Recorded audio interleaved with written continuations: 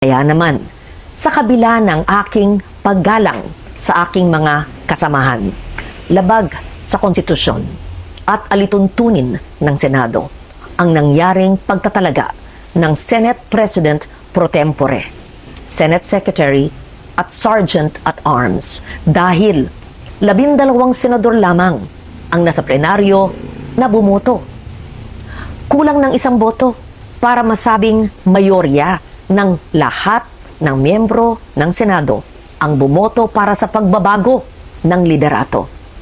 Samantala po, sa chairmanship naman ng mga komite ng Senado, malinaw din ang saligang batas sa ilalim ng Article 6, Section 16, Subsection 2, kung saan sinabi na, a majority of each house shall constitute a quorum to do business.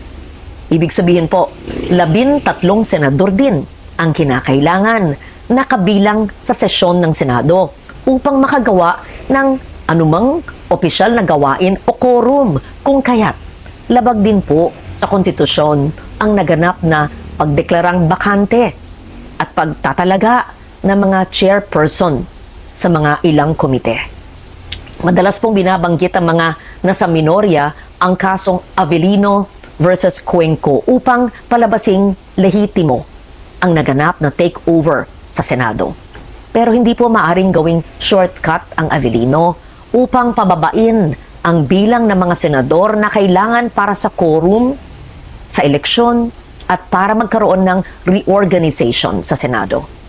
1949 pa ang kasong ito at naganap sa ilalim ng 1935 Constitution. Nagbago na ang ating saligang batas, 1987 Constitution na ang sumasaklaw po sa atin. Dito, malinaw na 13 ang kinakailangang boto para maghalal ng Pangulo ng Senado at parehong bilang din ang kinakailangan para sa pagboto ng mga opisyal. Hindi rin bago ang patakarang ito. Noong pang 1973 Constitution, malinaw na ring nakasaad na ang Speaker ng National Assembly ay dapat mahalal sa pamamagitan ng mga mayoryang boto ng lahat ng miyembro.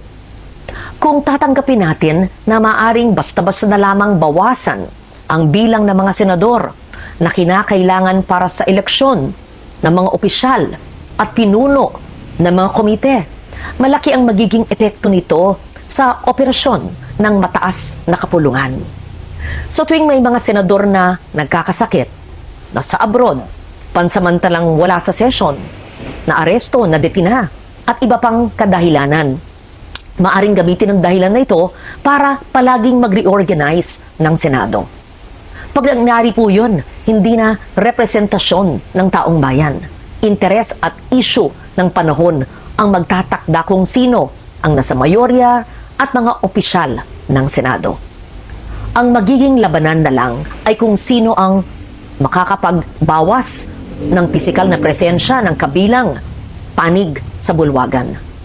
Dapat manatiling representasyon, interes ng nakararami, performance ng bawat isa at issue ng panahon ang batayan kung sino ang magiging mayorya at pinuno ng Senado.